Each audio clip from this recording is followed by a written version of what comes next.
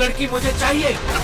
প্রথম ছবি হিসাবে চলতি বছরই 500 কোটি রুপি আয় করে বক্স অফিসে রীতিমতো হইচই ফেলে দিয়েছে নাগ অশ্বিনের সিনেমা কালকি। 2024-এর 27 জুন সিনেমা হলে মুক্তি পায় সিনেমাটি। আর এবছরের আগস্টেই ছবিটি ওটিটিতে মুক্তি পাবে।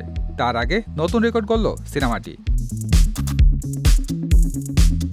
কালকি আয়ের দিক থেকে গত বছর মুক্তি পাওয়ার শাহরুখ খান অভিনীত আলোচিত ছবি জওয়ানকে পেছনে ফেলে দিয়েছে। ভারতের প্রেক্ষাগৃহ থেকে 40 দিনে কালকি আয় করেছে 760 কোটি রুপি।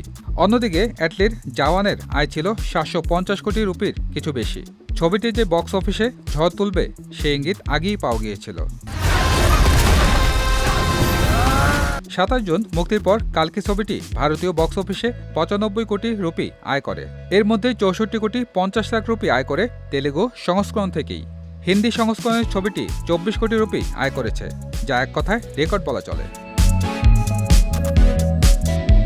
কালকি ছবিটি পরিচালনা করেছেন নাগ অশ্বিন।